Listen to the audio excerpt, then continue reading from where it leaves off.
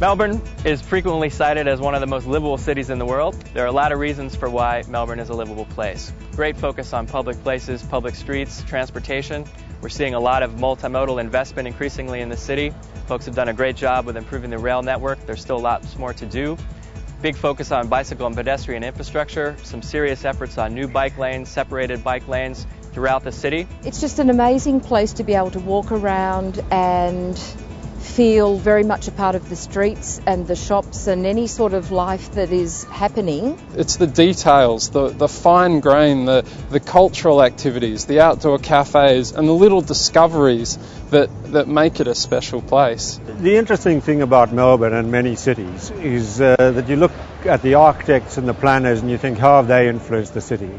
In many cases, it's not the architects and planners that have influenced the city, but the subdivision patterns that have occurred over time. Melbourne was laid out on a grid of 200 metres by 100 metre blocks. When it was subdivided in the 19th century, the 200 metres was too wide for people to walk around, so they started introducing lanes and arcades through which people could walk.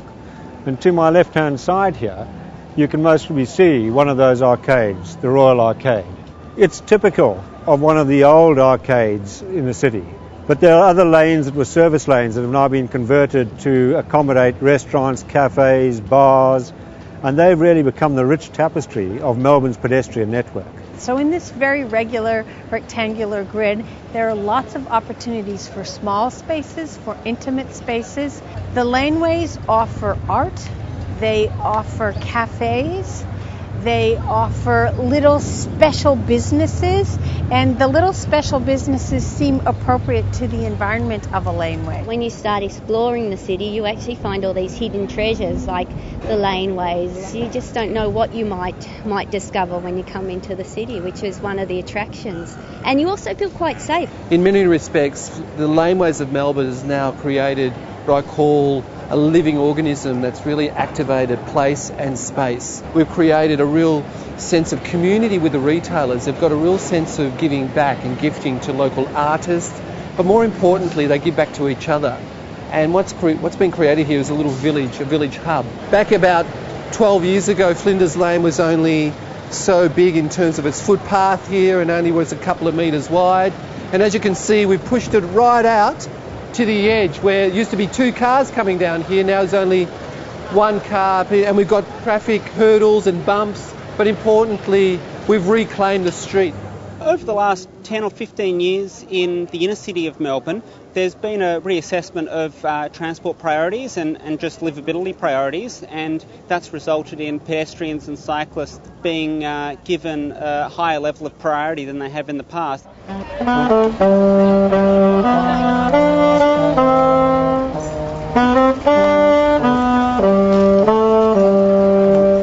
The interesting thing about cities is not always the big projects that are done, but the care and incremental projects. For instance, the flower store behind you was a conscious effort of getting a passive policeman in the street.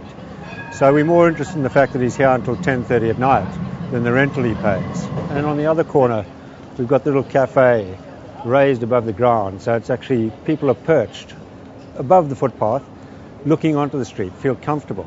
So they again have this passive surveillance. And we work with an artist to actually hold the corner, so you get public art into it. So all those small things that actually make streets livable. The original footpath would have been round about this position here. We've widened the footpath by 3.5 metres. We've planted 100 trees, and we've taken all the cars out. The traffic that's allowed here is either service vehicles, trams, bicycles, buses, and taxis. Cars can come in the evening after 7 o'clock, but have to be out again before 7 o'clock in the morning. What's happened? We've doubled the number of pedestrians in the street simply by widening the footpath and planting a few trees. Any city can do this. Come over here and I'll show you what street reclaiming is all about. This used to be a street that the City of Melbourne helped close, and as you can see here now, this has become a whole village life. So what you see here is something that really has evolved over the last 10 years. You probably see a vertical village here where there's a lot of activation at the top end with different cafes. but importantly, people have reclaimed these little pocket corners. So what we call here is all the micro detailing and the micro experiences. And this is pretty much 18 hours a day where everybody just embraces the street. Melbourne's cafe culture permeates the whole year. You get people sitting outside eating on cafes. On a day like this, it's going to be all over town. But even on winter days, they've done great jobs with protected spaces. Lygon Street was the place where all the Italian immigrants came when they first came to Melbourne. The City of Melbourne has spent some time widening the footpaths so as there's enough space for the outdoor seating. If you go Lygon Street, you can see that there are the outdoor heaters as well, which are also there to extend the seasons. I like the chance to have the fresh air and a little bit of sunshine and sit quietly, but you've got the hubbub of all these people, so you can watch the world go by. It's a lovely thing. Even at 10, 11 o'clock at night, there's lots of people still there eating, so therefore there's more people walking, more people cycling. It all kind of works around in a nice little cycle. Cafe culture in Melbourne really is about the cultural glue. It really brings people together. Melbourne has come way beyond what we ever dreamed of, is creating what we call tribes of cafe cultures. And one of them is Victoria Market. This used to be a dumping ground for rubbish. As you can see, what we did here was create some awnings, put out some seats, very simple things, close it down to traffic, and voila, the back ends of the shops became a cafe little precinct.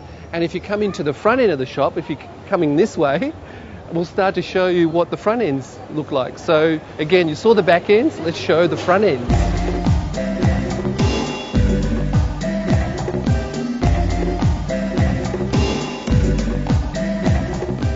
What Village Well did here over the last 17 years was start to really activate the edges, to instigate activities like this new cafe, which is an organic cafe, and through to creating a night market, which is now the largest night market in the Southern Hemisphere with up to about 300 operators. So we started to create the experiences and pleasure that really activate a place. So in a sense, it's about great product, but also it's about the people and the spirit of the people and celebration of place. The overriding lesson from Melbourne is that even if you're a city in the new world with wide streets, with a car culture, the whole thing geared for rushing from A to B, if you are willing to give people the space they need, give the bicycles the space they need, then you can have a complete change of behavior. In the last 20 years, we've now got Federation Square, which is a world-leading public space. We've got places like the Queen Victoria Market, which is now seen more as a recreational space where we have opera in the evening. We've got the City Square, and we've got a host of smaller spaces. The river has been regained.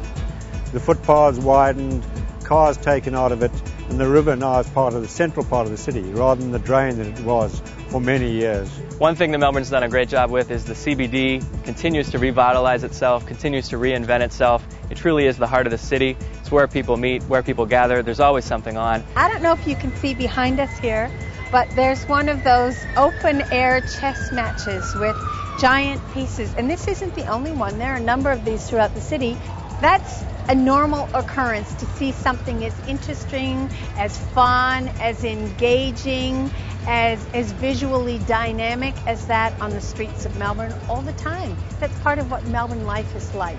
People have really embraced people spaces, carless, where places have got no cars, where they feel safe, they feel connected to place, and they feel intimate, and it creates a better business environment. I think that you can have a much more personal experience of Melbourne than you can in many other cities, and it has been designed to help you do that by encouraging walking, by encouraging you to spend time outside, and by improving the general quality of the city so as it's a great place to be 24 hours a day.